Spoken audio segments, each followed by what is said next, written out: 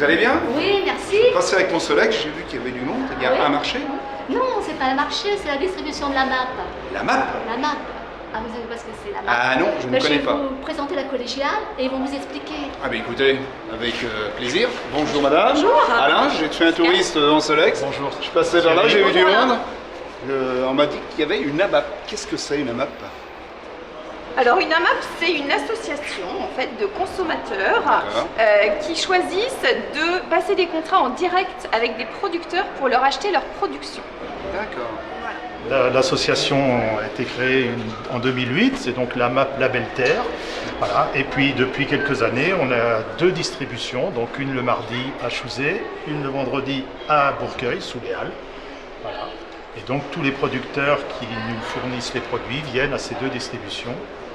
Et nous, en tant que membres de l'AMAP, eh bien, on récupère les produits que nous avons réservés par contrat. D'accord, c'est des paniers quoi. Voilà, des paniers de légumes, de produits fermiers éventuellement, autres, poulet, lapin. Et en fonction des saisons, je suppose qu'il y a des paniers qui correspondent à la saison au moment. Alors on ne choisit pas en fait les paniers, c'est le producteur qui choisit les légumes qu'il va le mettre évidemment en fonction des saisons. On s'engage à consommer les produits et les producteurs s'engagent à produire de manière bio, équitable. Il y a transparence sur les prix, sur le mode de fonctionnement. Il y a un respect du cahier des charges. Exactement. Super. Ah, mais je ne connaissais pas, vous voyez. Donc, Mais écoutez, bienvenue, n'hésitez pas à en faire parler autour de vous parce eh ben, que... je vais en faire parler. Voilà. Je vais en parler, je vais peut-être même adhérer. Vous avez de beaux fromages, dites donc. Les fromages de chèvre, au lait cru. D'accord, Donc vous avez fromage traditionnel de Touraine. d'accord. Et puis on a également des produits plus frais avec des faisselles de chèvre, fromage frais et des yaourts. Fromage 100% bio, Oui, élevage dans le pâturage, je suppose. oui, les chèvres sont à l'extérieur toute l'année.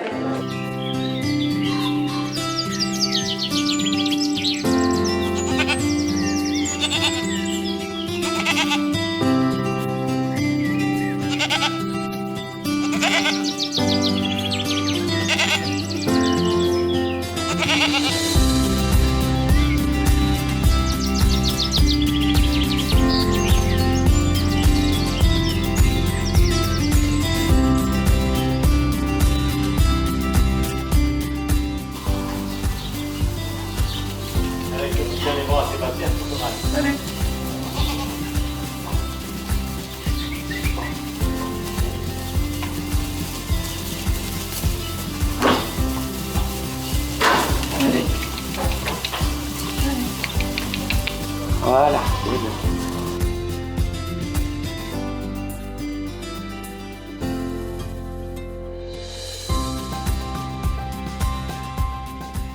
Alors Sébastien, tu es éleveur de chèvres et fromager. Alors combien tu as de chèvres sur ta ferme? Alors j'ai 100 laitières, 100 chèvres laitières et 40 chevrettes de renouvellement qui donneront du lait l'année prochaine. Ok. Et tu laiterais combien de fois par jour? Alors la particularité ici, c'est que je laiterai une fois par jour, le matin, on appelle ça la monotraite. Et donc c'est un choix que j'ai fait depuis le départ, parce que mon maître de stage m'a appris comme ça. Et en fait, au niveau de l'organisation, ça me permet de profiter de mes soirées avec ma famille. D'accord. Et quelle alimentation tu leur donnes à tes chèvres? Alors les chèvres ici sont conduites en bio. Donc l'alimentation, avant tout, c'est des ruminants, donc c'est l'herbe. Donc en ce moment là, elles sont dehors, elles sont en train de brouter dans les prairies. Okay. Et puis pour l'hiver, je prépare du foin, mais c'est principalement de l'herbe, que ce soit sec ou frais. Et puis j'ajoute un petit peu de céréales que je produis moi-même. Et quelles céréales tu leur donnes en fait Alors là j'ai apporté un seau avec quelques céréales. Donc là c'est un mélange, donc c'est cultivé en mélange dans le champ. Donc on a de l'épeautre, c'est ce qui ressemble au blé là. De la févrole, donc ça va apporter des protéines avec le pois. Et puis un petit peu d'avoine noire. Donc voilà, c'est semé en mélange et c'est récolté en mélange. D'accord. Et quand elles ont des petits bobos, qu'elles sont un petit peu malades, qu'est-ce que tu leur donnes? Comment tu les soignes en fait? Alors ici, je vais privilégier la phytothérapie, donc par les plantes, l'homéopathie. Donc tous les hivers, je me forme à l'aromathérapie, les huiles essentielles, homéopathie. Et comment tu commercialises tes fromages? Les fromages, 75%, c'est ça, 3/4 de la production, c'est commercialisé en direct. À travers les AMAP, qui sont les associations pour le maintien de l'agriculture paysanne. Et puis la vente directe ici à la ferme, puisqu'on accueille beaucoup de visiteurs. Et puis le quart restant, c'est les magasins bio d'Indre-et-Loire. D'accord. Et tu es donc ferme bio, et avec tu as aussi Nature et Progrès, tu peux nous en parler un petit peu de ces... Oui, depuis 2016, en fait, j'ai choisi d'aller un petit peu plus loin que l'engagement bio. J'ai choisi l'engagement Nature et Progrès, qui va plus loin au niveau du bien-être animal. Quelles sont les étapes pour fabriquer un Sainte-Maure? Alors il y a 4 grandes étapes. Après la traite, on met le lait à cailler. Donc on ajoute de la présure et du lactosérum. On brasse bien. Le lait va cailler pendant 24 heures. Okay. Ensuite, on va le mouler. Donc le caillé va rester en moule 24 heures à nouveau. Le lendemain, on démoule et on sale et on cendre. Et on va laisser l'eau s'égoutter. Donc là, on va laisser à nouveau 24 heures. Et puis on va les retourner. Et après, ça va passer au séchoir. Donc en fait, pour avoir un frais, il faut 4 jours. Ensuite, l'affinage, après le séchage, peut durer de 3 jours à 3 mois. Okay. Si on le veut frais, demi-sec, crémeux, sec. Je vois aussi quelques plantes aromatiques ou des herbes aromatiques, c'est ça? Oui, donc sur la même ferme, donc là c'est ma femme qui s'occupe de ça, cueillette et transformation de plantes aromatiques et médicinales. Bonjour Claire, tu es productrice de plantes aromatiques et médicinales. Tu peux nous expliquer ton travail sur la ferme? Eh bien, déjà, en fait, avec Sébastien, on avait envie de développer cette autre activité sur les plantes. Donc, voilà, qu'est-ce qui se passe? Qu'est-ce qu'il y a comme plantes entourées? On savait qu'on n'avait pas le temps d'être des producteurs, on allait surtout être des cueilleurs. Cultiver pas beaucoup de temps, on a déjà beaucoup de choses avec les chèvres, donc on savait qu'on allait profiter de la nature autour de la ferme pour pouvoir transformer les plantes. Je me suis dit qu'avec ces plantes-là, il y avait forcément des plantes classiques qu'on connaît, le romarin, le laurier, mais il y avait aussi les feuilles d'arbres, le noyer, le frêne, et puis il y avait aussi toutes les fleurs, le millepertuis, les millefeuilles, des fleurs qui poussent en sauvage. Et toutes ces choses-là, je pouvais les transformer. Soit pour faire des tisanes, donc les faire sécher, mais aller jusqu'à la distillation. Ça, c'est ce que j'ai découvert en formation. Quand on extrait les huiles essentielles, on distille. Et ça, on a trouvé ça super avec Sébastien parce que nous, les huiles essentielles, on s'en sert pour soigner nos animaux. Donc pour se soigner nous aussi, on s'est dit, on va pouvoir nous aussi distiller nos plantes. Okay. Et combien il te faut de plantes pour faire, par exemple, 1 litre d'hydrolat? Alors nous, on a choisi de respecter le critère qualité de Nature et Progrès, qui est un des labels qu'on a, qui est de 1 kg de plantes, 1 litre d'eau florale ou 1 litre d'hydrolat pour avoir une hydrolat ou une eau florale de qualité. Et maintenant, je ne vais plus cueillir en sauvage, je cueille dans mon mandala.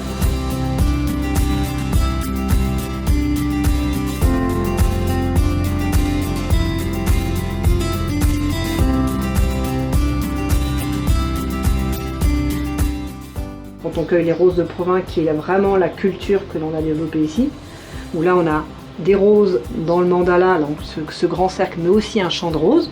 Bon là on a plus de 2000 pieds de rosiers. Là on cueille tous les matins pendant 3 semaines. Et les grosses journées de cueillette, on est à 3 heures, voire 4 heures de cueillette. Et tu cueilles simplement pendant un mois tes roses, elles ne sont pas remontantes quoi. Non, c'est des roses ponctuelles qui sont éphémères, il faut recueillir tous les jours. Okay. C'est vraiment des roses spéciales qui servent pour faire l'eau de rose. C'est vraiment l'eau de rose qui sert à la fois pour la peau, mais qui sert aussi en cuisine.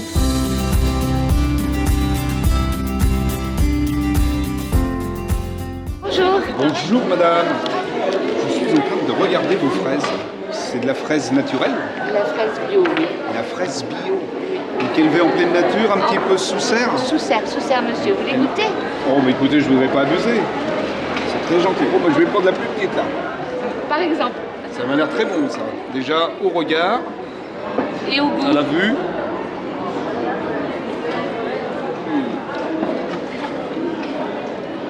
C'est très très bon. Ils sont bonnes? Je pense que je vais devenir amapien. Ah, formidable. Merci madame. À bientôt. Au revoir. Au revoir, monsieur. Bonjour. Bonjour, vous allez bien? Bien, et vous? Alors écoutez, on m'a dit de rendre visite aux différents distributeurs ce soir. Je viens vous voir. Vous allez me dire un petit peu ce que vous faites. Je suis curieux parce que je ne connaissais pas le système de la MAP. Donc je suis curieux de savoir ce que vous faites. Et comment que ça se passe? D'accord. Donc moi je suis le producteur de légumes. Je ne produis que des légumes de saison, soit en plein champ, soit en tunnel froid. Et je propose ces légumes sous forme de 2 paniers. Soit un petit panier, soit un gros panier. Et c'est tout ça sous contrat. Ce sont des contrats à l'année. Et les gens peuvent prendre leur panier soit en hebdomadaire, soit en quinzaine. Ah d'accord, et ça sur toute l'année? Tout à fait. D'accord. Donc c'est les fameux paniers dont me parlaient tout à l'heure les membres de la collégiale. Alors là, vous avez des beaux légumes. Je vous remercie. Je suppose que ce sont des légumes biologiques. Tout à fait. Tout est en culture biologique. Aucun traitement, rien de... que du naturel. Ça relève d'un cahier des charges? Oui, tout à fait. Très, très strict, non? Ah, c'est carré. C'est carré. Oui, D'accord. tout à fait.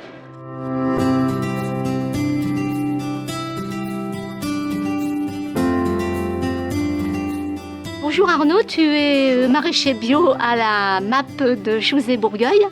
Tu peux nous présenter ton exploitation, s'il vous plaît? Bonjour Chantal. Oui, je suis installé en maraîchage bio depuis une petite dizaine d'années. Ça va faire 10 ans là en septembre.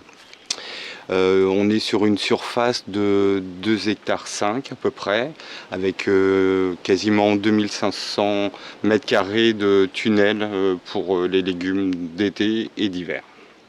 Tu utilises les engrais verts Oui, tout à fait, à base d'avoine, fèves, févrole. Et puis beaucoup les rotations de culture également, ce qui nous permet d'apporter moins d'amendements d'intrants et de faire quelque chose de correct et respectueux de l'environnement, quoi. Ok. Tu utilises des purins verts, des purins d'ortie, etc. Tout ce qui est... Oui, tout à fait. On essaie au maximum quand on a des invasions. Sinon, on laisse beaucoup faire la nature. Donc, on sait qu'on a des pucerons au printemps, mais on laisse venir les coccinelles. On sait qu'elles arrivent 3 semaines après. On gère avec des petites pulvérisations, mais le minimum possible. D'accord. Alors l'autre fois, on était venu à un chantier que tu avais organisé pour la MAP. On avait fait du repiquage. Et qu'est-ce que sont devenus ces légumes, on peut voir? Bien sûr. Donc ils sont derrière. Il y a les pieds de tomates, les poivrons. Qu'est-ce qu'on avait rempoté d'autre? Les aubergines aussi, qui commencent à donner. Okay. Voilà, on est fin juin et tout arrive. Tout a été fait dans les règles de l'art. Alors, quelles semences tu utilises en bio, Arnaud? Alors, sur la ferme, on utilise uniquement de la semence paysanne, qui reste gustativement plus intéressante, qui résiste mieux aux maladies. En bio, tu as certainement des difficultés pour entretenir les terrains, etc. Comment tu fais? L'huile de coude. Alors ça, ce sont des petites tomates cerises? Oui. Vous pouvez goûter, allez-y. Je peux goûter? Oui, celle-ci me plaît bien, parce qu'il y a de la couleur, c'est des paniers du soleil, j'appellerais ça moi. Tout à fait. tomate cocktail. Tomate cocktail. Il manque le cocktail, quoi. Ah, c'est pour tout à l'heure. Un cocktail bio, je sais pas si ça existe. Donc des pommes de terre. Pour composer le panier ce soir, effectivement, ils ont au moins 2 concombres, de la courgette, pommes de terre, du poivron, de la tomate et de l'aubergine. De quoi faire une belle ratatouille. Tout à fait. Avec des petits concombres à la crème en entrée. Vous n'êtes pas restaurant, vous? Non. Ah, dommage. Et pour les gros paniers, ils ont aussi du haricot vert, de la carotte et de la tomate cerise en plus. D'accord. Merci. J'en prends une dernière. Pour la route. Pour la route. Merci.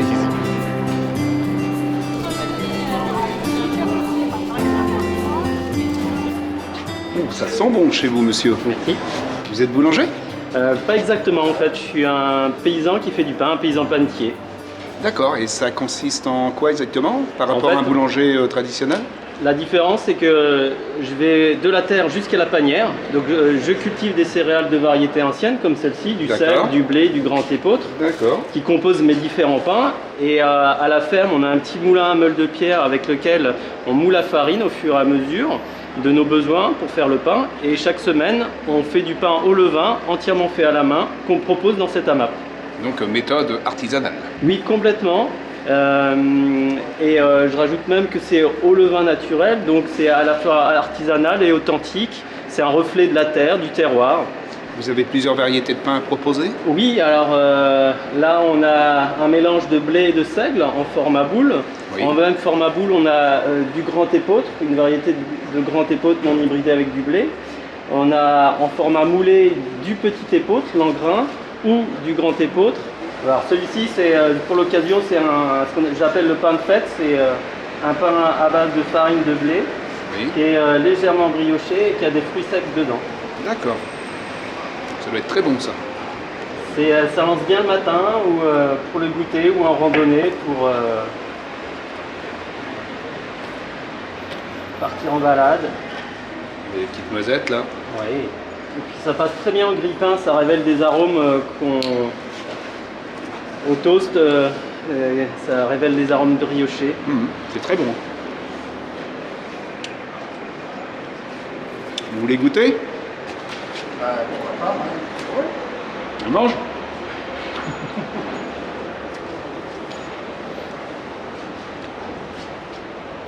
Merci. D'abord, j'avais une petite faim, ça tombe bien.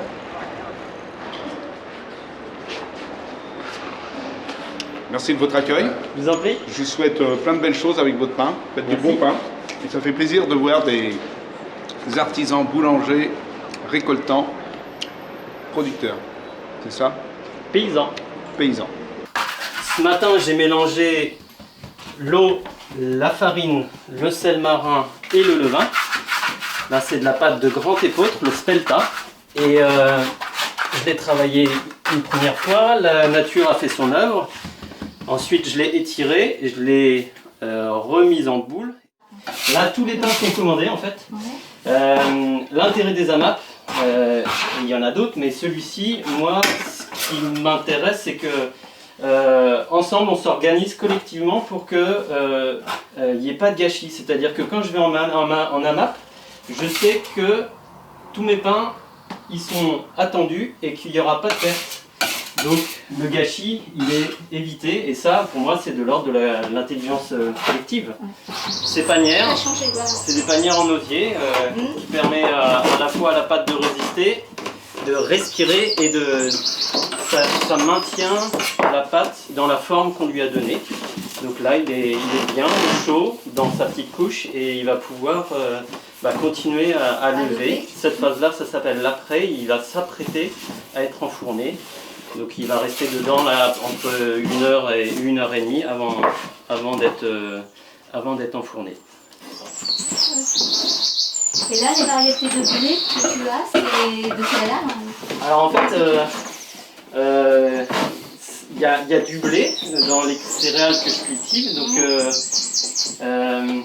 c'est des variétés anciennes que j'ai choisies. Et puis c'est une diversité, il y a toute une population avec des noms de terroirs comme le rouge d'Alsace, le vieux barbu d'Autriche, la gladette de Puy-Laurens.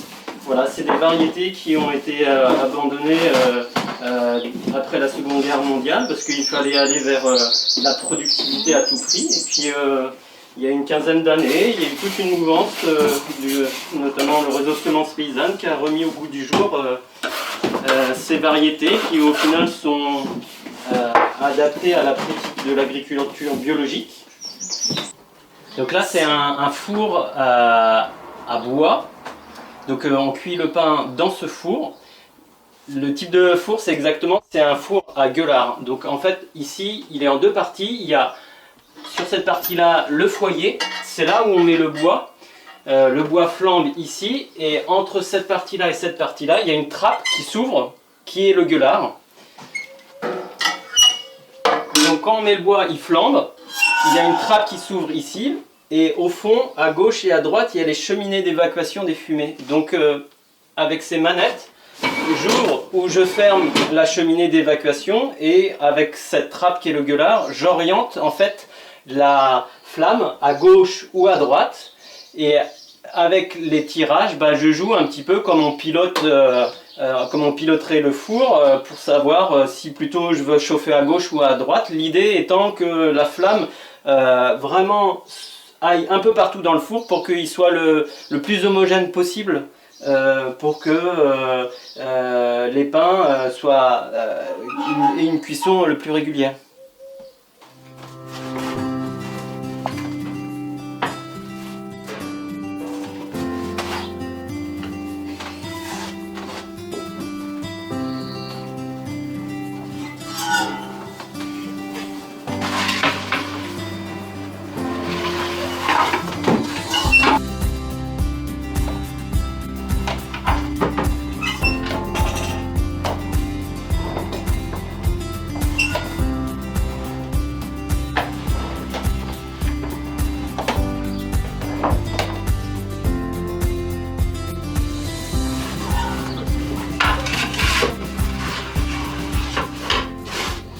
Là, tu les mets. Alors en fait, je fais deux choses. Je toque le pain pour savoir s'il est suffisamment cuit. Ouais. Et je fais une vérification juste en poids pour savoir si c'est pas trop bas. Tu les mets sur la tranche comme ça, c'est pour la chaleur pour... Ouais, pour que... Alors là, c'est une phase très importante. Ça s'appelle le ressuyage. C'est-à-dire que là, ils vont évacuer le CO2 et la vapeur d'eau qui est contenue dans le pain. Et l'air du lieu va se mettre dedans. Le gros pain, c'est une commande ou... Non, ça c'est un pain qui va aller à la coupe justement du Côte de Bourgueil. D'accord. Qu'est-ce que tu as appris à moudre? Ah, la farine, ça c'est une histoire de rencontre. J'étais dans le secteur en promenade du côté de Bourgueil et il y avait un moulin à l'ancienne qui tournait, le moulin Boutard. Et au début j'y allais juste pour discuter, et puis le personnage était vraiment passionnant. Au début on a simplement échangé, puis il m'a ouvert les portes de son moulin et c'est comme ça que je me suis formé à l'art de faire la farine. Ok, alors je présume que c'est chez Monsieur Piomier? Oui, c'est cela, c'est cela. Alors Monsieur Piomier, vous étiez le dernier meunier en activité dans le Bourgueillois? Oui, c'est ça, exactement. J'ai exercé mon activité de 1973 jusqu'à 2014. Ok. Et vous pouvez nous parler de votre activité, de votre métier de meunier? Eh bien, j'ai appris mon métier, c'est mon grand-père qui m'a principalement appris mon métier. Et puis, j'ai appris sur le temps, quoi. C'était générationnel? C'est ça. Votre père, grand-père, arrière-grand-père? J'étais, d'après ce qu'on a retrouvé, j'étais la 7e génération de meunier. Et donc, je faisais tout ce qu'il y avait à faire dans un moulin, c'est-à-dire sélectionner d'abord les blés chez les agriculteurs ou chez les négociants ou dans les coopératives.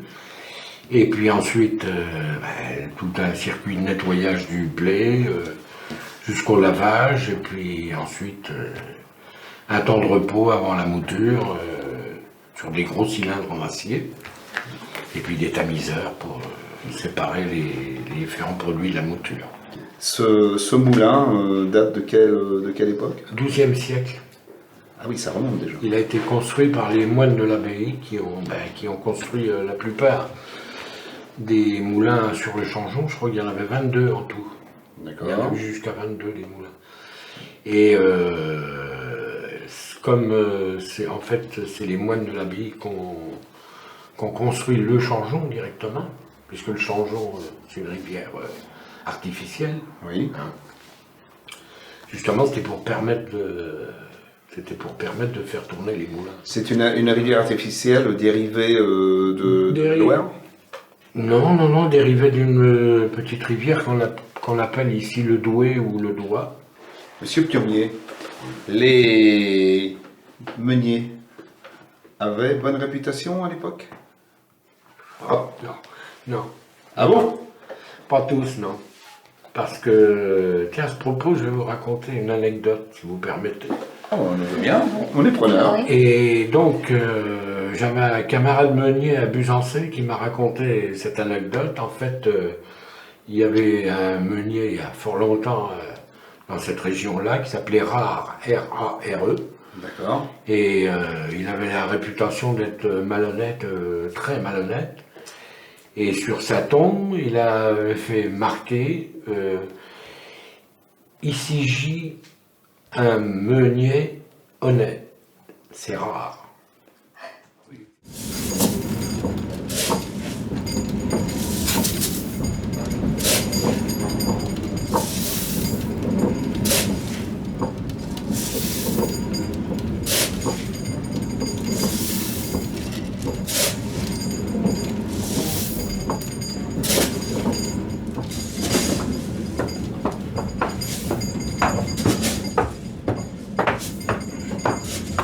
Pigeon, m'amènes-tu là? Voilà ou la farine, le mon blé. Il a juste 9 pattes et le monter, il est tout froid. Tiens, regarde. Et donc voir. Ah, il est beau, hein? Bon, ben, j'en mets les autres sacs.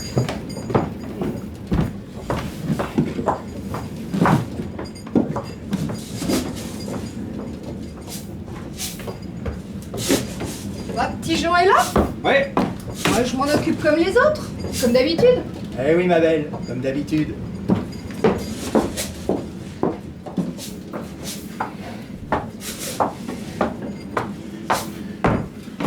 Allez, dernier sac. Hein, cause donc avec la Mariette pendant que je m'occupe de ton blé. Non, je reste avec toi. Quoi? T'as pas confiance? Alors je m'éreinte, je me brise les os, je respire de la poussière toute la journée, tout ça pour te sauver de la famine? Oh, tu sais que je suis un miracle de force et que mon honnêteté est légendaire.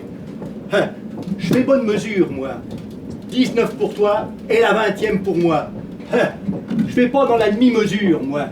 Bon, là, meunier, tu m'embrouilles. Hein. J'ai la tête qui se vide comme une cruche perchée, moi. Oh, oh. Ouais, bah.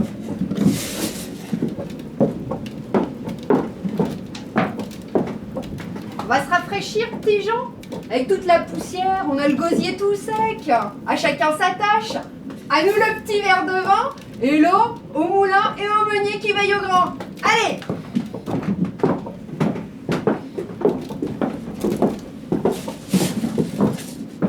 Allez, une mesure. 2 mesures. 3 mesures. 4 mesures. 5 mesures. 6 mesures. 7 mesures. 8 mesures. 9 mesures. 17 mesures. 18 mesures. 19 mesures. Et la 20e pour moi.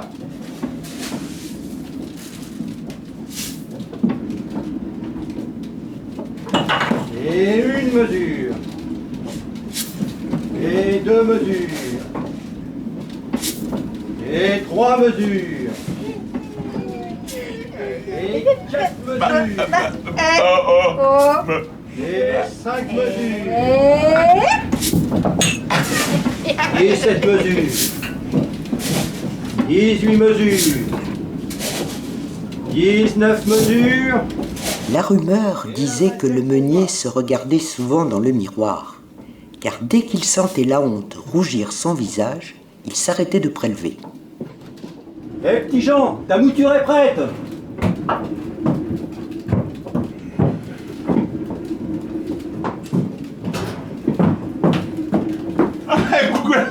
Coucou la farine.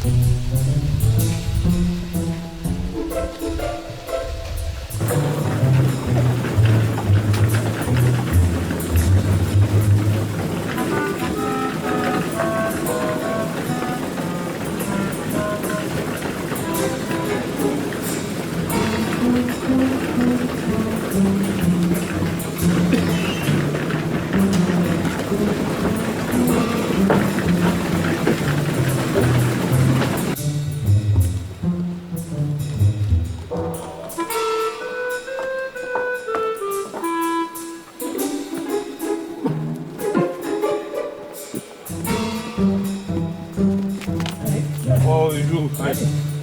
Oh. Viens là. Oh. Il va passer par là.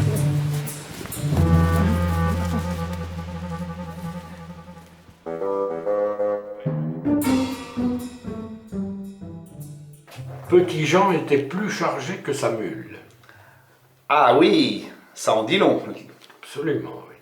Alors, est-ce que les moines disposaient de leur propre moulin? Oui, le moulin de l'abbaye.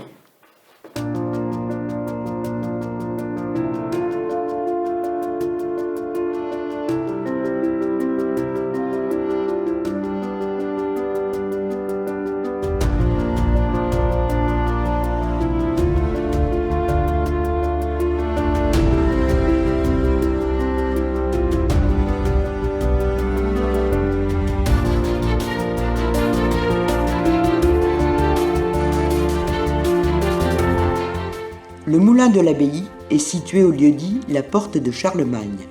Il a été exploité depuis le XVIe siècle par les religieux. Aujourd'hui, seul le bâtiment subsiste.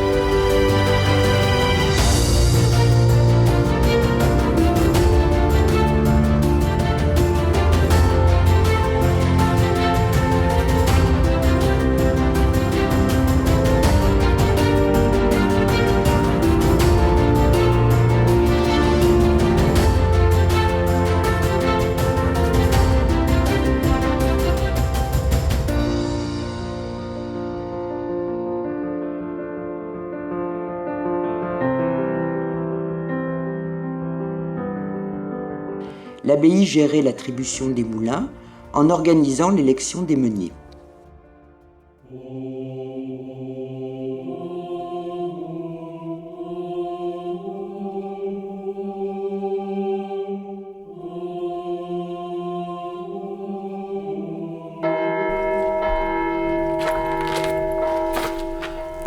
mes frères, c'est l'élection du nouveau meunier du Moulin Boutard.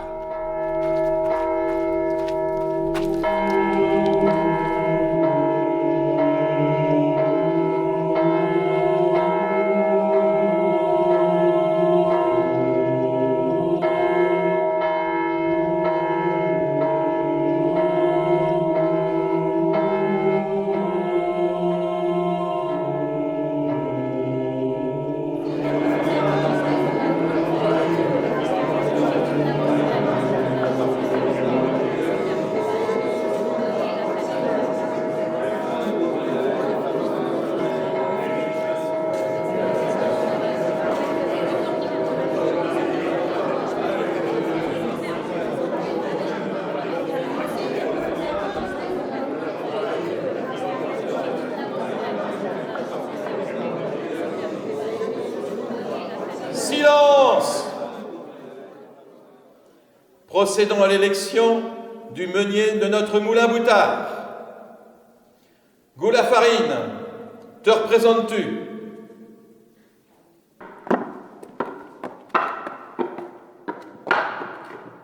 Bah oui, je connais mon métier, je crains pas ma peine, je fais du bel ouvrage et je fais de bonnes mesures. Hein, ma belle? Tu fais bonne mesure? Parlons-en de cette bonne mesure. Bonne mesure pour qui? Ce couple s'accorde pour nous voler. En plus, il est rentré du moulin, la tête toute tourneboulée.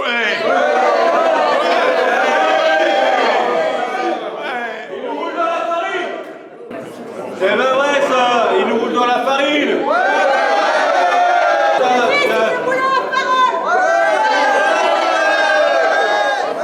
On arrive la charrette pleine et on s'en revient avec un demi-sac de farine. Le voleur sera pendu par le pouce. Escroc! Escroc! Escroc!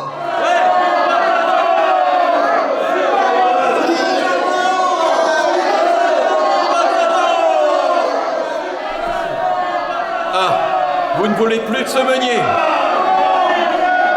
Du calme, mes frères.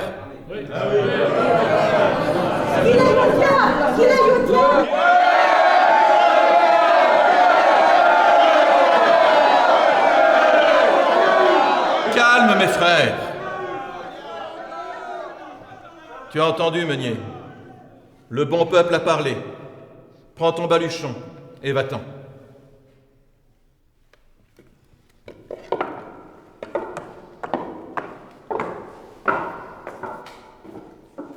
S'il y a parmi vous un homme honnête, qu'il se présente et qu'il monte. Moi!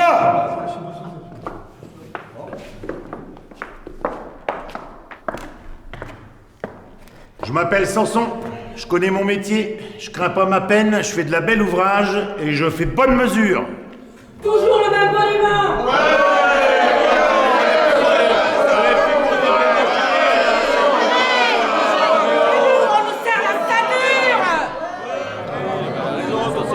Mais de toute façon, on n'en veut pas de celui-là non plus. On n'en veut pas.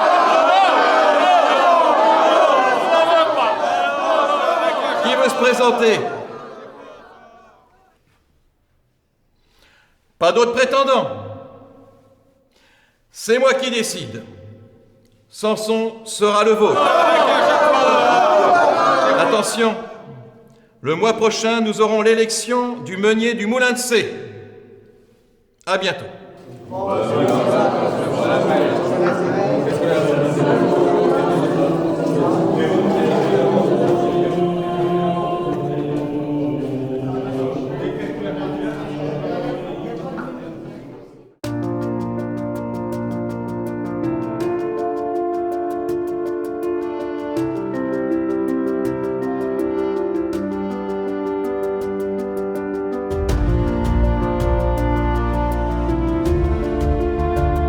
Le moulin C dépendait de l'abbaye de Bourgueil.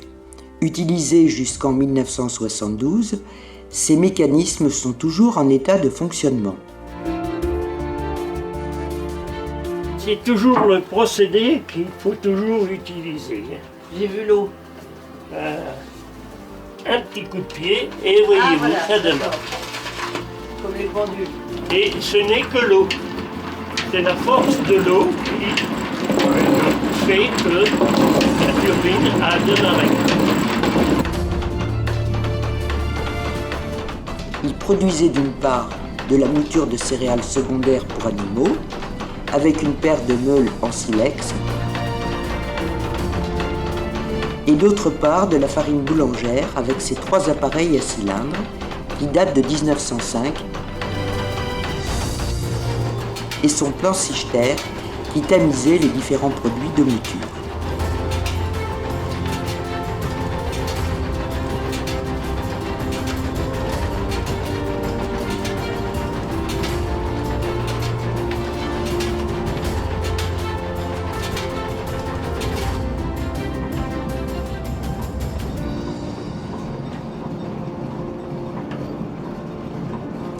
Tous ces éléments étaient actionnés par des transmissions à courroie et alimentés d'étage en étage par des chaînes à godet.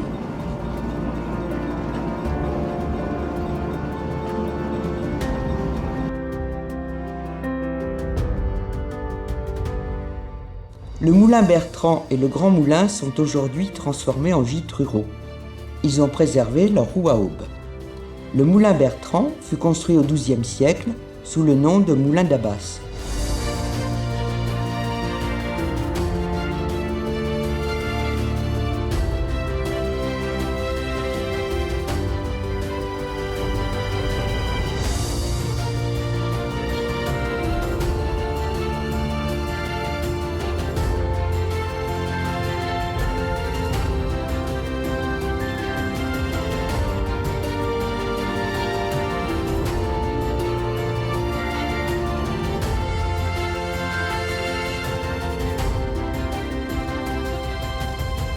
Le Grand Moulin fut en activité à partir de 1713. En 1879, il possédait 3 paires de meules entraînées par 2 roues à pales.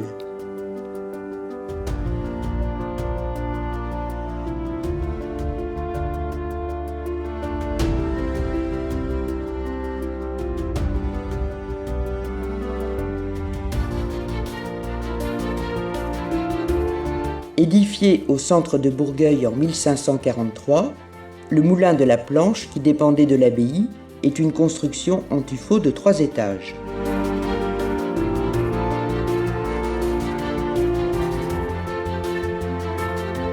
Sur un document de 1879, il est noté comme possédant une roue sur le côté, actionnant 4 paires de meules.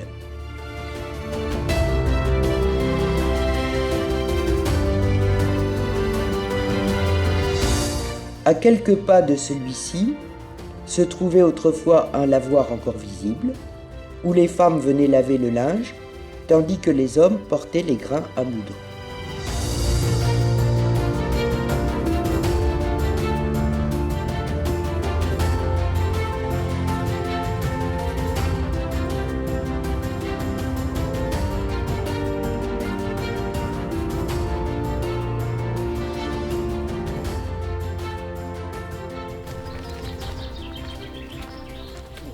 Jolie rose, hein, Chantal. Bonjour. Bonjour, Alain. Vous allez bien? Ah bien, oui. Bon. Je viens vous voir parce que Chantal m'a parlé d'une particularité sur les moulins de Graveau. Est-ce que vous pouvez m'en dire un petit peu plus? Oui, les moulins de Graveau, c'était sur le Graveau. Il y en a un qui est plus loin, c'était sur un étang. Le moulin était beaucoup plus puissant que celui-là, il était directement sur le Graveau. Les gens, ils venaient une fois par semaine moudre le blé ou soit qu'ils faisaient de l'huile. Parce que dans la vallée plus loin, là, il y avait beaucoup de noyers. C'était un moulin de quartier, quoi. Moulin de quartier.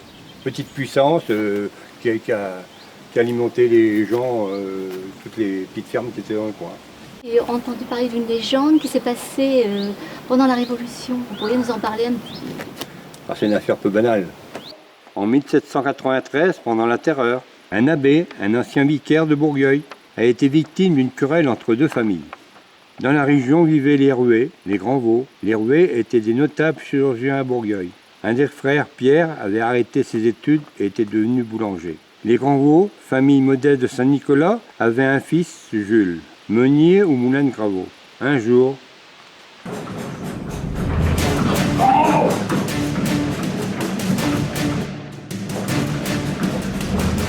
Jules! T'es où? En haut, monte!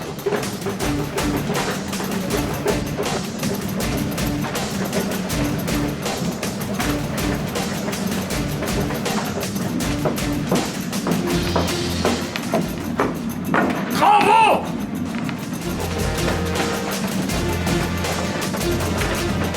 Dis donc, bravo!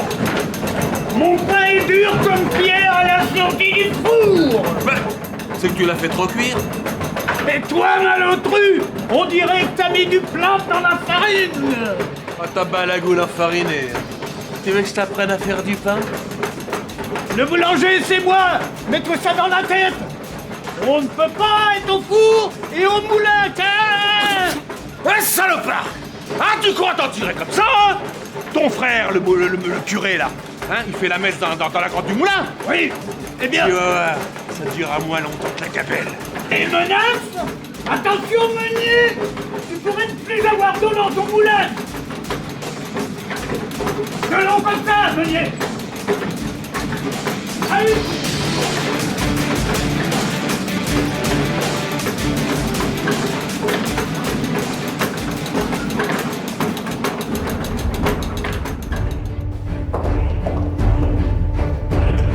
Citoyen, je veux rencontrer l'accusateur public. Au fond du couloir à droite.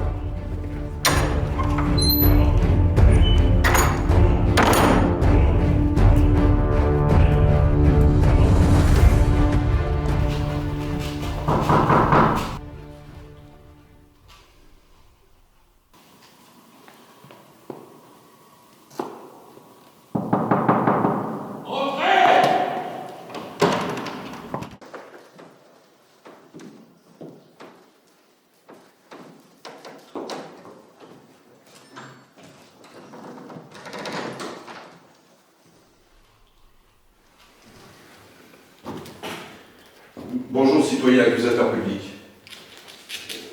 Je ne te dérange pas?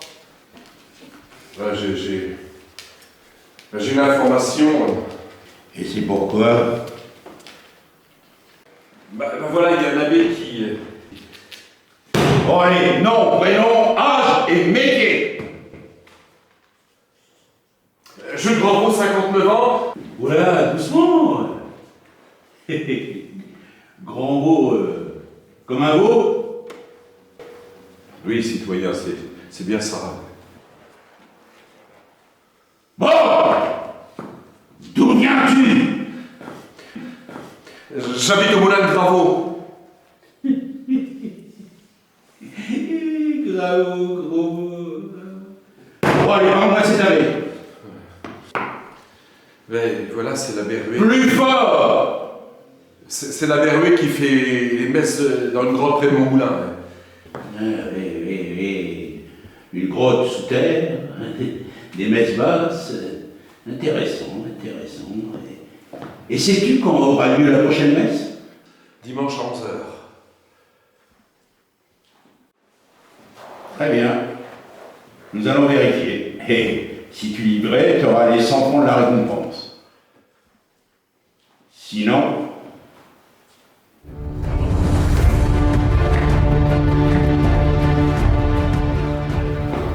Merci, citoyen accusateur public. Merci.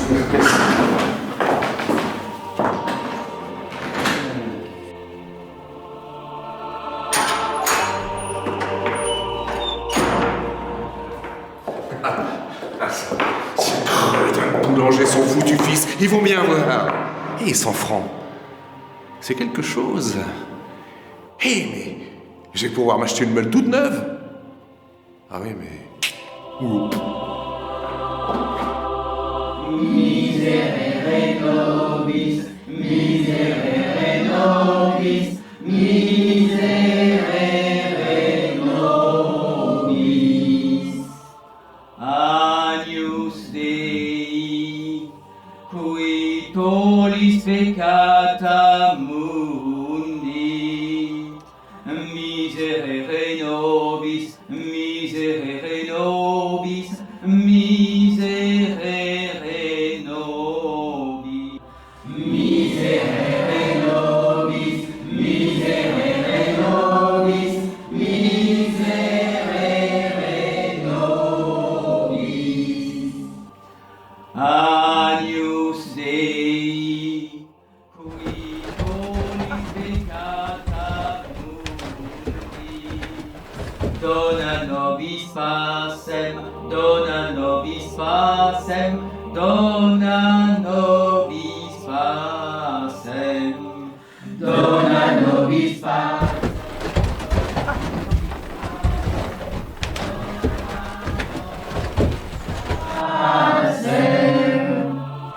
Miserere nobis, miserere nobis, miserere nobis,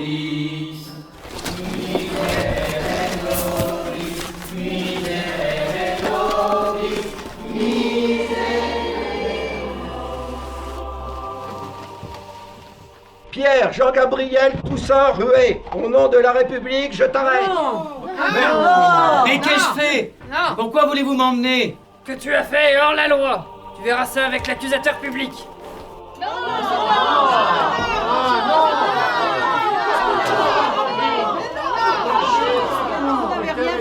Mais c'est quoi attaché? Voulez-vous m'emmener? Par là. Sinon je les arrête tous.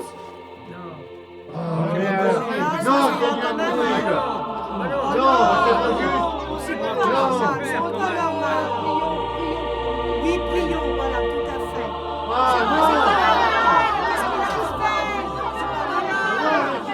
On n'est pas d'accord. Mais c'est quoi attaché?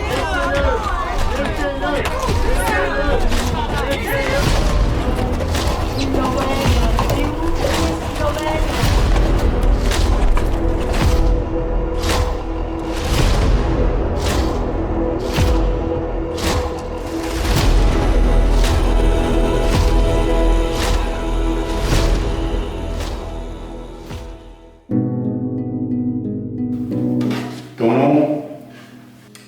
Pierre Jean Gabriel Toussaint Rué, prêtre, natif de la Chapelle Blanche, le fils de Pierre Rué, le boulanger de la Chapelle Blanche, et de Louise Morand. Et qu'est-ce que tu fais à Bourgueil? Je suis vicaire de la paroisse Saint-Germain, Bourgueil. Et tu n'es plus vicaire. Toi et ton clergé angevin, vous avez refusé de prêter serment. Mais mon fils, le pays du Bourgueil sera bientôt rattaché à la Touraine. Et la Touraine, elle, a signé le serment. C'est pas encore fait. Tu sais qu'il a interdit l'officier. Et pourtant, tu as fait une mèche dans cette cave. J'accomplissais mon devoir, au service des fidèles, des hameaux de Graveau et de Touvois. Bon allez, maintenant tu dois m'avouer qui est-ce qui t'a hébergé jusqu'à ce jour. Je ne peux dénoncer ceux qui ont eu des bontés pour moi. Bon. Alors tu vas chez les gens, de jour en jour, de maison en maison, et tard le soir, et tu officies. Et chez la Veuve Picard, on a vu des bougies allumées, et on a entendu des bonnes gueuseries en latin. Hein, et à la ferme du gars Ramiro, n'iras-tu avoir raconté tes balivernes de... Mais je ne fais que réconforter ces pauvres gens, en ces temps si durs. Ah, tu reconnais d'être un fractaire? Eh bien, tu seras conduit au tribunal de Poitiers pour y être jugé.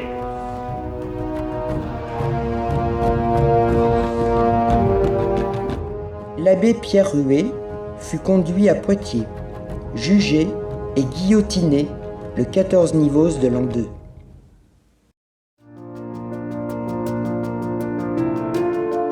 Pendant la Révolution, certains biens réquisitionnés ont été vendus.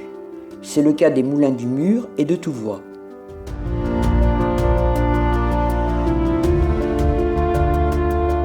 Le moulin du Mur du XVIe siècle était alimenté par un étang traversé par la rivière du Douai ou Changeon.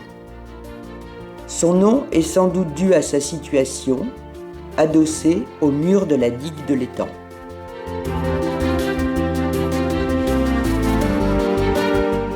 produisait de la farine animale et durant la Deuxième Guerre mondiale, de la farine panifiable en se cachant de l'occupant. Ce moulin a retrouvé sa roue à auger, sa meule et ses mécanismes entièrement rénovés. Pendant la Révolution de 1789, les campagnes subissaient les tourments des guerres de Vendée et d'Anjou jusqu'en pays de Bourgueil.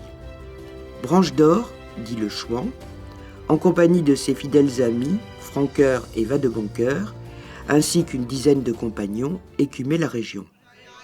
En toute impunité, ils volaient, pillaient, s'emparaient des biens de riches révolutionnaires. De temps à autre, Branche d'Or venait au moulin de Touvois, où l'attendait sa bien-aimée Anne Bénard. Ses compagnons étaient chargés de redistribuer leur butin à des nécessiteux. Le meunier Bénard et son épouse regardaient d'un mauvais œil l'arrivée de ces brigands. Ça ira, les républicains à la Bastille. Ça ira, une guerre et les combats. Les républicains à la Bastille. Ça ira, une guerre et les combats. Oh, Père Bénard, viens. Les républicains à la Bastille.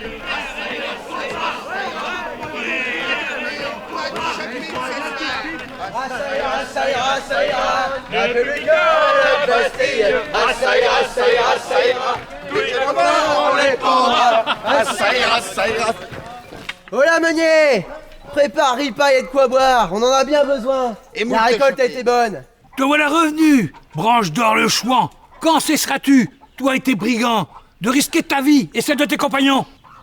Parce que tu crois qu'on pille pour le plaisir, hein? Ta fille est là? Branche d'Or!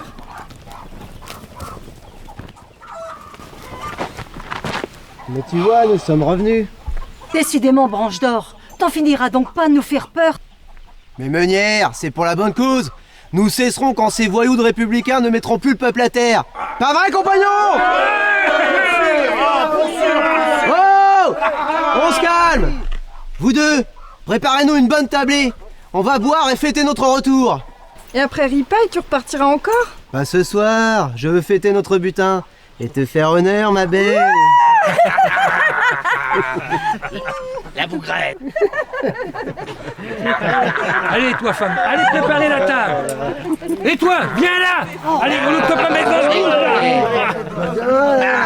Allez, n'oubliez pas les genoux. À la révolution.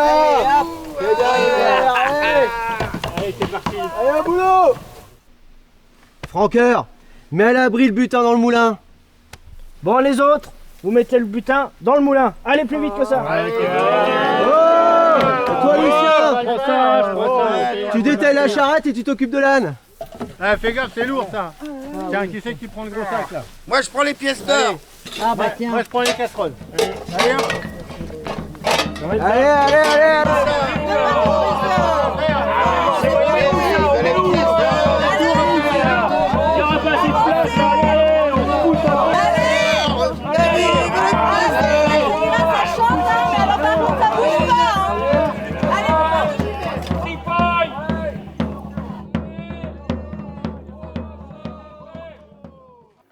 Bon, allez, à toi, Francoeur. Bon, alors, 2 casseroles en cuit pour la famille, plume d'angouille. Ah bon? Voilà. Allez, allons-y. Ouais. Bon, après, un œuf au but pour coubler sans femme. Voilà. Tu crois qu'il le mérite? Ah oui, t'inquiète. Après, une hache pour cognard de l'enfumé. Il fait même pas de bois. Bon, après, alors des sabots pour course sur pattes. Ah oui, vas-y, il a pas besoin celui-là. Je te dis. Allez, pour morvonner, bah, les mouchoirs des républicains. Allez, après, un bourricot de vin pour la beurrelle de cave de Saint-Martin. Ah, sûrement pas, celui-là m'a volé mon blé. Ah bah, sûrement pas. Non, bah, si. Tiens, ça me fait penser. Femme, Berthe, amène à boire. Ah oui, voilà. Ah bah, allez. On va peut-être boire un coup quand même. Ouais, j'espère bien. Voilà. Voilà, ça vous va? Très bien. Bon. Je vais pas tout faire non plus. Bon. Ah, puis tu vas servir, oui. Allez, continue là. Bon, alors, j'en étais où moi? Après un jambon pour plus de la blotterie. Attends. Santé. Ouais, vas-y, santé. Tu disais un jambon? Oui, alors le jambon c'est pour plus de la blotterie. D'accord. Voilà. Un sac de sel pour Nicolas de Chazelle. Il n'a pas déjà eu, lui, l'année dernière? Non. Et puis après, une dague pour le petit chouan. D'accord, une dague. Voilà, une faux pour la famille Bourreau. Oui. Ouais, j'en ai bien besoin. Sûrement pour couper le blé. Ouais. Et puis des chandelles pour Vichot de Belleuil. Oui. Et tout voit. C'est bon, t'as tout marqué, Meunier? C'est marqué. Bon, bah super. Bon, je te laisse répartir le butin correctement. Oui. En attendant, ça, c'est pour la meunière. Et ça, c'est pour toi, mon bon meunier. Oh bah ça alors, c'est le code de lire. De l'or. Allez, ramasse-moi ça, tranquillement. Tiens, prends, mais emmène. C'est bon, mon Francoeur? Ouais, c'est parfait. Allez. À la nôtre. Et merci. Pas mauvaise, la picrate. Ouais. Tu le prends où, ton vin? Hein? Un petit producteur du secteur. C'est qui? Ah. Chez nous, pas de délation. Ah bah d'accord. Je veux pas que t'ailles le piller, malheureux. Dommage, on aurait... Il mériterait bien pour... Ah ben non. Bon. Et là... Allez. Bon, on fera la distribution. Tiens, prends l'ardoise, tout est noté. Allez, hop. C'est parti. Harry Paille.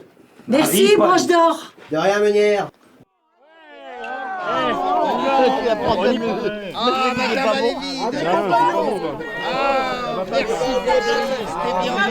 Oui. Et merci Du pour boiron, du boiron. Ça me fait Ah,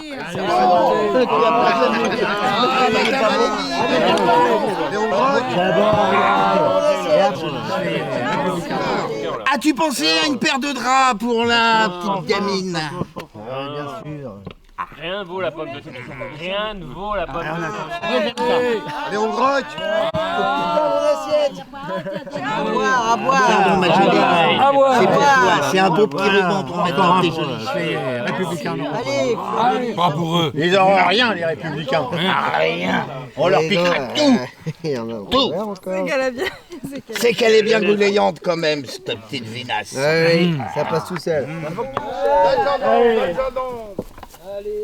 Allez, compagnons.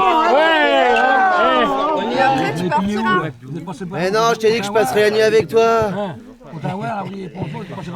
On partira à la levée du jour. Eh, pourquoi tu viendrais pas avec nous?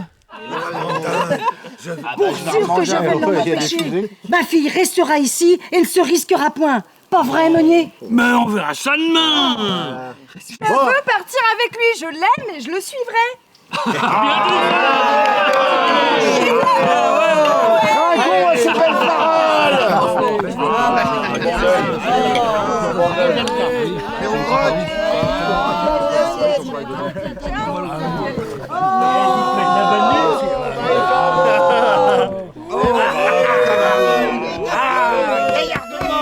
Allez, bonne nuit. Regarde ta fille, Meunier. C'est la bonne nuit de la fille du Meunier.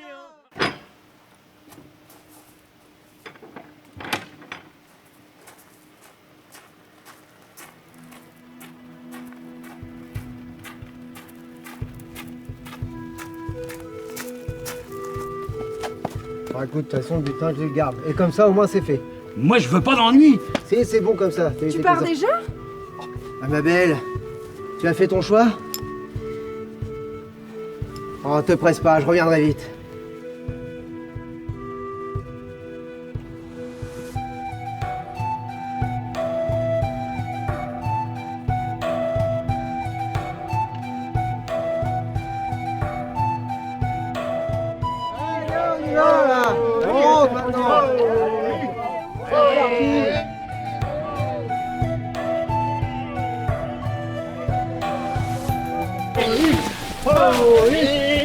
On a bien répaillé la bande là.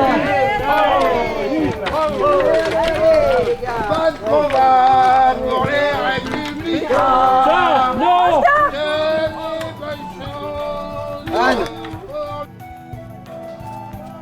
Mais qu'est-ce que tu fais? Mais je pars avec toi. Ah, c'est bien. De bon vin pour les républicains. Ah non! Les bourgades du cravate, ça c'est bon pour les choix. Oh oui! Pas de bon vin.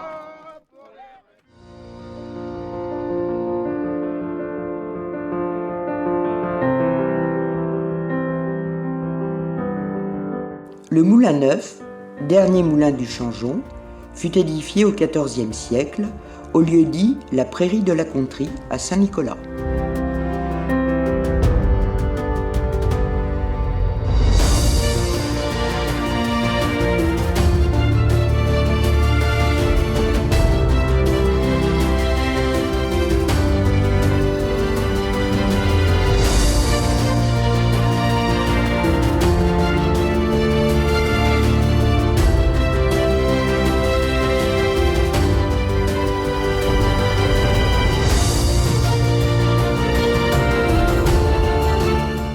À la sortie de Saint-Nicolas-de-Bourgueil, après le Fondy, le moulin Jarry existe depuis le XIIe siècle. Grâce à Guillaume David et à l'association de sauvegarde du moulin, il vient de retrouver son activité historique, animée par la seule force de l'eau du ruisseau des Loges. Un très beau point de rencontre entre patrimoine et écologie. Donc voilà le moulin, Alain. Eh bien, tout ça, c'est de la belle mécanique. Hein. D'ailleurs, c'est rénové depuis 3 ans. Ça fonctionne. On a commencé par refaire une roue, ramener l'eau, refaire une roue.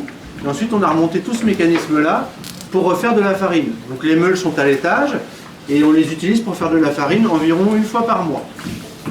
Et le moulin, maintenant, s'inscrit dans quelque chose de plus large puisqu'on a monté une association de manière à pouvoir faire visiter aux enfants des écoles aux alentours le moulin.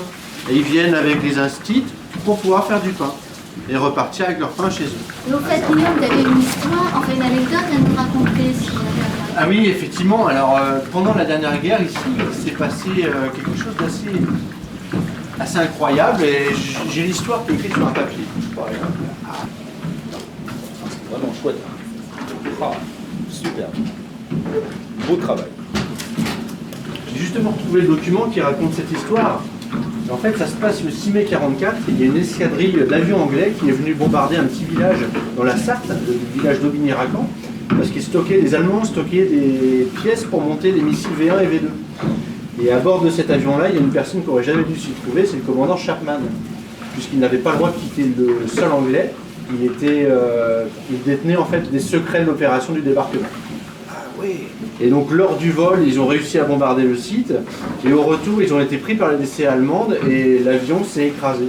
Il y a eu 2 survivants, donc le commandant Chapman et un Australien, Joseph Ford, et ils ont été pris en charge par la Résistance. Et la Résistance avait décidé de les confier aux voisins du moulin de Jarry, M. Lecomte, pour les héberger jusqu'à ce qu'ils puissent retourner en Angleterre.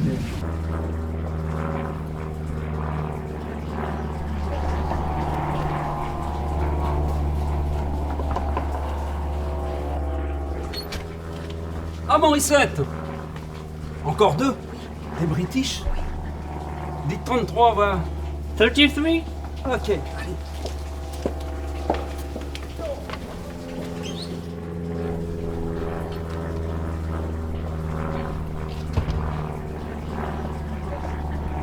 Tout ça, ça aurait pu changer l'issue de la guerre. Exactement. 1 mois après que l'avion se soit écrasé, donc 2 jours après le débarquement, la Gestapo est arrivée sur le site du moulin de Jarry.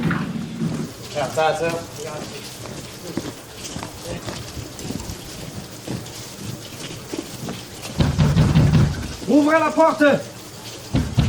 Ouvrez la porte! Gestapo, ouvrez! Hey, halt! Halt! Halt! Arrêtez-vous!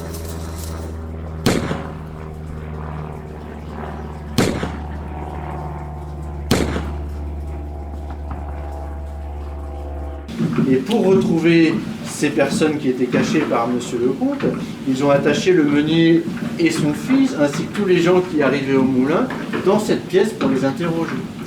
Parlez! Parlez! Pourquoi ne parle-t-il pas? Mais le pauvre, il est muet. Ah. En tout cas, s'il ne peut pas parler, il va couiner. Alors où est monsieur le comte? Oui, où est-il? Je sais pas. Dites-le-moi. Je sais pas où il est. Nous avons le moyen de vous faire parler.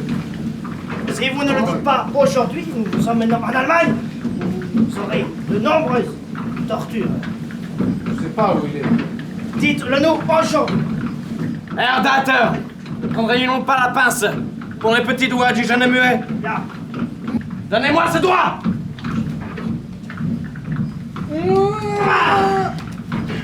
Dites-nous, vous nous coupons la main. On ne sait pas, rien. Je peux passer à la deuxième phalange, monsieur, si vous voulez, hein? Ou à la vôtre. Peut-être que vous y tenez plus qu'à celui de votre fils. Je dois rien vous dire. Dites-nous, où est-il? Je ne sais pas, rien du tout. Menteur! Et finalement, monsieur le comte a réussi à s'enfuir. Il a été touché par une fusillade. Il s'est caché dans un fossé pour échapper à la Gestapo. Et le commandant Chapman et monsieur Ford, ainsi que Gilbert, qui avait conduit les Anglais ici, a été prise par la Gestapo et emmenée à la Gestapo de Tours. D'accord. Eh bien, dites donc, une sacrée anecdote. Voilà, donc tout le monde a eu une grosse frayeur. Guillaume, merci pour cette visite. Longue vie à votre association et félicitations pour les travaux que vous avez entrepris. Merci Alain. Et puis au plaisir. Eh bien, écoutez, avec plaisir également. Au revoir. Merci, à bientôt. Au revoir. Au revoir. En fait, dis donc, Chantal, quelle histoire. Moi, je vous propose, pour terminer en beauté, que nous allions déjeuner au Moulin Bleu. Ah, Qu'en pensez-vous? c'est une excellente idée. Au Moulin Bleu. Au Moulin Bleu.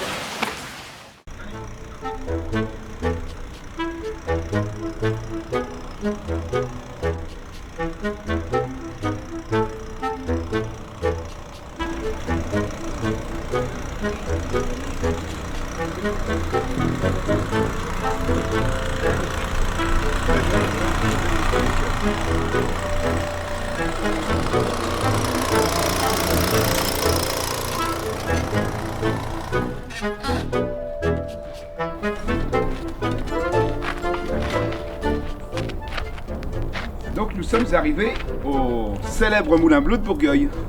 Comme son nom l'indique, il est bleu. Très très beau moulin. Alors une vue magnifique. Vraiment superbe.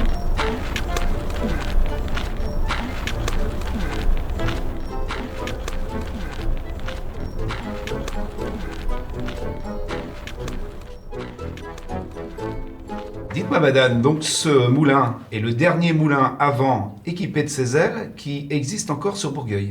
Oui, tout à fait. Et tenez, j'ai une personne qui est là, qui va pouvoir vous raconter son histoire. Bonjour. Ah, bonjour. Bonjour. Tiens. Chantal. Bonjour Alain. Quelle chance et quelle coïncidence nous avons aujourd'hui de vous rencontrer pour nous raconter l'histoire du Moulin Bleu. Eh bien, en fait, je m'intéresse au moulin. Et sur ce site, il y avait 2 moulins à vent de type cavier qui ont été construits au XVIIe siècle par les moines de l'abbaye de Bourgueil. En 1875, au cours d'une tempête, l'un des moulins s'emballa et s'écrasa au sol. La petite histoire raconte que le garçon meunier de l'époque, amoureux d'une fille du hameau de Chevrette, était parti lui faire la cour, en oubliant de bloquer le frein du moulin. Le dernier moulin survivant produisait des céréales, puis on se mit à y broyer l'écorce des chênes et des châtaigniers pour en extraire le tan ou tanin, destiné aux tanneries du Bourgueillois jusqu'en 1881. Et comme l'écorce broyée teintait le mécanisme en rouge, le moulin bleu aurait pu s'appeler le moulin rouge.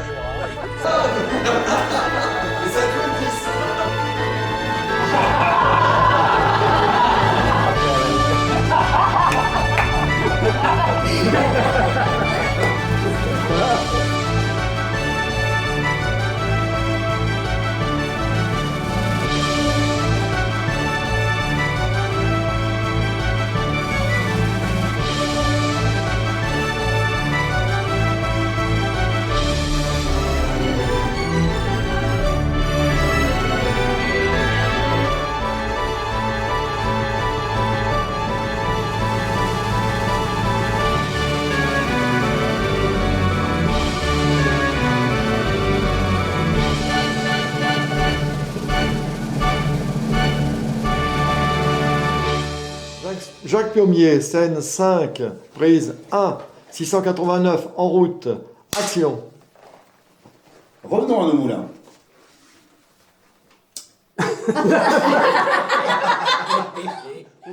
Alors, je vais faire un petit reportage. Qu'en ressentez-vous, monsieur, le tournage? J'ai trouvé très chaleureux. Chaleureux? Très chaleureux. Et vous, mademoiselle, comment trouvez-vous ce film? Très chaleureux aussi, oui. On a chaud, on brille. Et c'est bien, c'est très bien. Ah, très chaud. Ah, je vais aller par là. Comment le film? Ah, très bien.